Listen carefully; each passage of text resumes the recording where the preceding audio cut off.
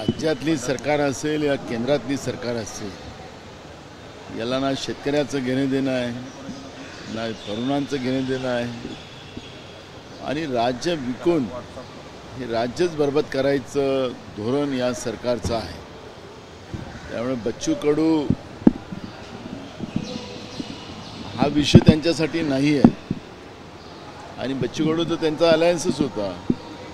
पण बच्चू कडू अलायन्स असताना सुद्धा त्याच्यावर सरकार कुठल्या निर्णयावर जात नसेल तर महाराष्ट्रातली या सरकारची जी मानसिकता आहे ती त्याच्यातून स्पष्ट होते आहे. आणि मला असं वाटतं की या सरकारचं बद्दलचं जे परवा राहुलजी गांधींनी जो एक आर्टिकल लिहिलेला होता आणि त्या आर्टिकलच्या माध्यमातून एक मोठा विवाद BJPने उभा केला होता.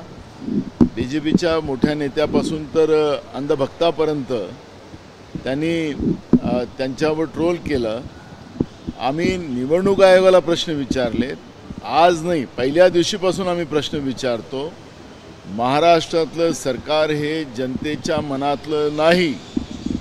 आणि मी तुम्हाला अजूनही सांगतो, वारंवार सांगेल की हे जे सरकार आहे, ज्या दिवशी 5वी बहुमतानं निवडून आलं त्या दिवशी लोकांमध्ये कुठलाही उत्साह नव्हता, आनंद नव्हता.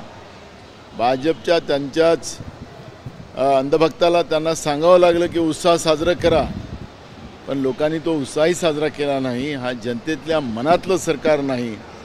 आणि म्हणून बच्चू कडूसारख्या अनेक लोकांच्या जीवाचं घेणं देणं नाही, अशी परिस्थिती राज्याच्या सरकारची आहे.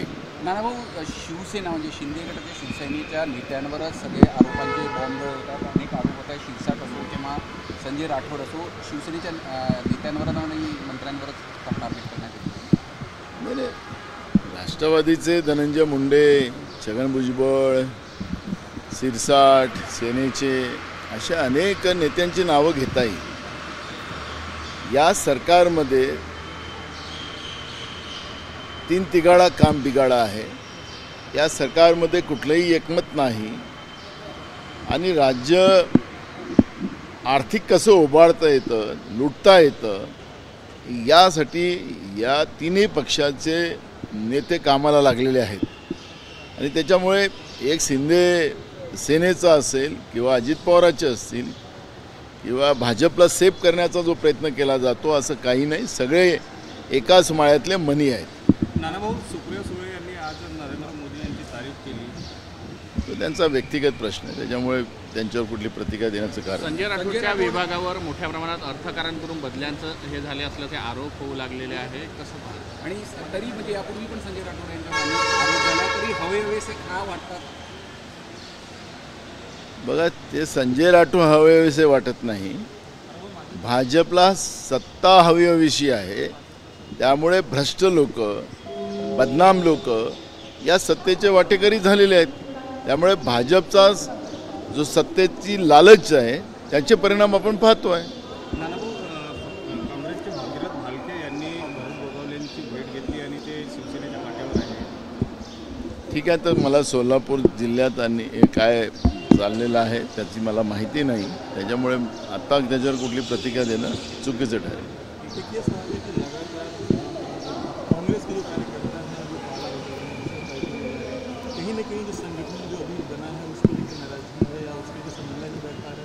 देखो, मैं अभी मेरे गोंदिया भंडारा जिले में दूध संघ और बैंक के इलेक्शन चल रहे हैं, मैं उसमें हूँ.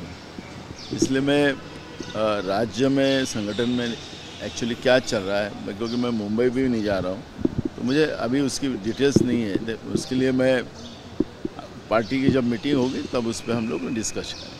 संजय, बच्चू कडूच्या आंदोलनाला अनेक जण समर्थन देत आहे. आपली काय भूमिका असणार आहे त्यांच्या आंदोलनाच्या? आमचे प्रदेशाध्यक्ष या सगळ्या माहितीला, कारण की प्रदेशाध्यक्ष प्रमुख आहे, ते त्याबद्दलचा निर्णय घेतील. महानगरपालिकेसंदर्भामध्ये प्रभाग पद्धती जाहीर झाली आहे.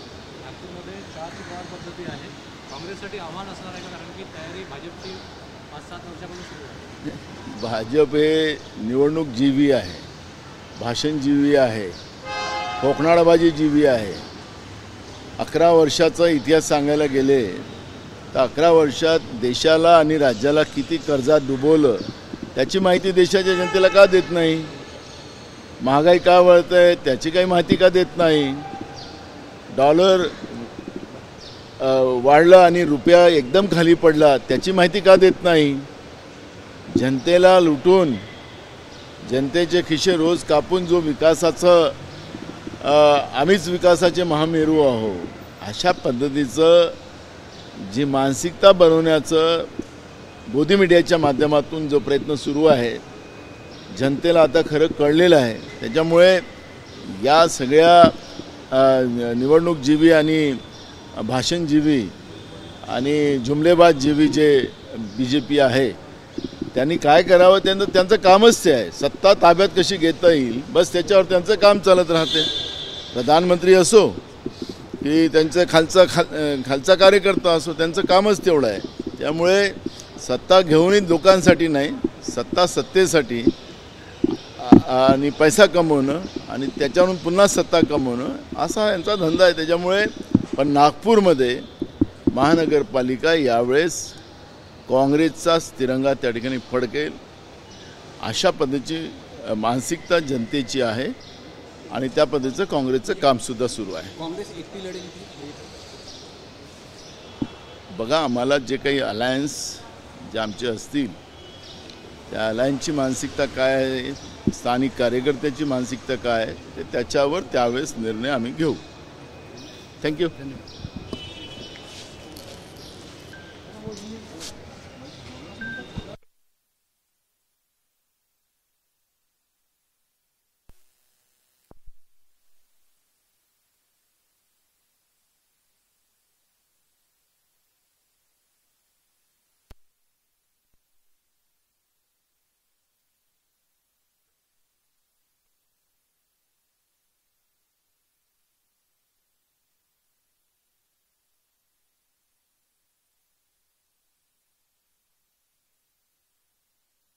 चालू होतं. मी तर इकडे साकोलीत आहे पण मी सकाळी पत्र चाललं देणार. हां, क्या कहेंगे? केंद्र सरकार ने 3 महीनों का राशन फ्री देने की घोषणा की है, जिसमें एक किलो गेहूं और 4 किलो चावल पर मंथ के हिसाब से. बारिश के पहले ये योजना. देखो, सरकार की जो 11 साल की जो अपनी विकास की जो गति बता रहे थे और अब फ्री में चावल और गेहूं देने की बात कर रही है सरकार 80 करोड़ लोगों को, तो ये देश की 11 साल में प्रगति कितनी हुई उसका अंदाज उसमें लगता है. अगर देश प्रगति पे गया है, सबके हाथ को काम मिला है, तो फ्री में चावल देने की जरूरत ही नहीं है.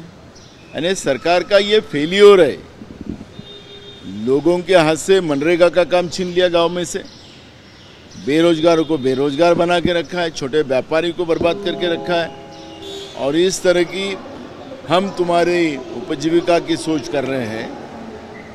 लोगों को कमज़ोर करने का काम जो कर रहे हैं उसका ही ये परिणाम है कि सरकार को बार बार इस तरह की योजना डिक्लेयर कर इस देश की दुर्दशा दिखाने का काम सरकार इस ऐसी योजना के माध्यम से दिखा रही है. खड़गे जी ने ये कहा है कि बेंगलुरु में जो स्टैम्पेड हुआ है वो एक्सीडेंट था, उस पर बात न करते हुए कोरोना ऐसे महत्वपूर्ण विषय पर बात करें. ऐसा देखो, आखिर हमारे राष्ट्रीय अध्यक्ष जी ने जो बात कही है, जो मूल इशू है वो मूल इशू को डाइवर्ट करने के लिए एकाध घटना को जिस तरह से आगे बढ़ाने का काम BJP करती है, मोदी मीडिया करती है, और कोरोना जैसा एक महत्वपूर्ण इशू जो है जिसे कई लोगों की जानें गई, जो वैक्सीनेशन दिया गया उसके परिणाम अभी भी जनता भुगत रही है. बड़े पैमाने में हार्ट अटैक हो रहे हैं, ब्रेन अटैक आ रहा है, दमा की बीमारियां हो रही है, जवान लोग मर रहे हैं. इसके बारे में सरकार क्यों बात नहीं करती, और इसलिए हमारे राष्ट्रीय अध्यक्ष ने यह भूमिका रखी है. ममता ने फिर एक बार ऑपरेशन सिंदूर को लेकर संसद पर केंद्र सरकार की भूमिका ऐसा. देखो, जो सिंदूर उजाड़ने में महत्व रखते हैं, जो 26 हमारी बहनों का पहलगाम में जो सिंदूर उजाड़ा गया, जो आतंकवादी थे वो आज तक नहीं मिले। व्यापार के लिए ऑपरेशन सिंदूर रोका गया। अमेरिका के राष्ट्रपति ट्रम्प ने और एक बार नहीं एक डजन बार कहा है कि हमने दोनों देशों को धमकाया है कि हम तुम्हारा व्यापार बंद कर देंगे और इसलिए आप युद्ध विराम करना चाहिए। और उन्हीं के इशारे पे ये ऑपरेशन सिंदूर रोका गया। विदेश मंत्री ने जो वक्तव्य किया उसमें भी एक बात स्पष्ट हुई कि पहले ही पाकिस्तान को बताया गया कि हम कौन से जगह में टारगेट कर रहे हैं, वहाँ से आपके लोगों को हटा दो। तो इसका मतलब है कि कंप्यूटर में जो छोटे बच्चे गेम खेलते हैं वो गेम खेला गया और जो आतंकवादियों ने हमारी बहनों का सिंदूर छीना था उनके बारे में देश के प्रधानमंत्री ने क्यों नहीं बात रखी, ये भी सवाल देश की जनता के सामने है। और इसलिए ममता दीदी ने जो बात कही है और उसके बारे में आज भी देश की जनता में एक चिंता का विषय बना है। और हमारे देश के प्रधानमंत्री बार बार विदेश की यात्रा करते हैं। हजारों करोड़ के हमारे देश के जनता के पसीने का जो टैक्स रूप से पैसा जाता है वो पैसे से करोड़ों रुपए का विमान खरीदा गया है, करोड़ों रुपए उसमें खर्चा किया जाता है। ऑपरेशन सिंदूर के समय एक भी देश हमारे भारत देश के साथ क्यों खड़ा नहीं था, ये भी अब लोगों के दिमाग में बात बैठ गई है। पुलवामा के घटना में भी अभी तक पता क्यों नहीं चला, 2019 में ये घटना हुई, उस बारे में भी लोग अब चर्चा करने लग गए हैं। और मोदी जी जो बार बार झूठ बोल रहे सुबह से रात तक, अब ये झूठ देश के सामने नहीं चलेगा। शिंदे गट के नेताओं ने फडणवीस की तरफ नीतीश राणे की शिकायत की थी, तो मुख्यमंत्री ने उनको फटकार लगाई। क्या नीतीश राणे को ये फटकार जरूरी थी? देखो, ये सरकार में तीन तिगाड़ा काम बिगाड़ा चल रहा है। आपस में ही बहुत बड़ा संघर्ष इस सरकार में है और ये सत्ता के लिए एक साथ आए, राज्य की जनता के लिए एक साथ नहीं आए। और जो ज़्यादा कौन मलाई खा सकता है, इसके ऊपर ये सरकार का काम चल रहा है और उसमें इनके झगड़े चल रहे हैं। और इसलिए महाराष्ट्र में जिस तरह से ये जो बारिश हुई है, तूफान आया है, उसमें पूरी फसलें बर्बाद हुई, हजारों एकड़ में ज़मीन बर्बाद हुई, किसानों की आत्महत्या बढ़ गई। किसानों को मदद करने की भूमिका सरकार की नहीं है और बेरोजगारों का प्रश्न है। ये सब चीज़ों पे ध्यान नहीं है और सरकार बार बार खुद की कहानियाँ बनाकर लोगों को गुमराह करने का काम कर रही है। और इसलिए कौन मंत्रिमंडल में क्या कर रहा है, इससे ज़्यादा ये सरकार खुद के फायदे के लिए और देश राज्य को लूटने के सिवा दूसरा कुछ नहीं कर रही है।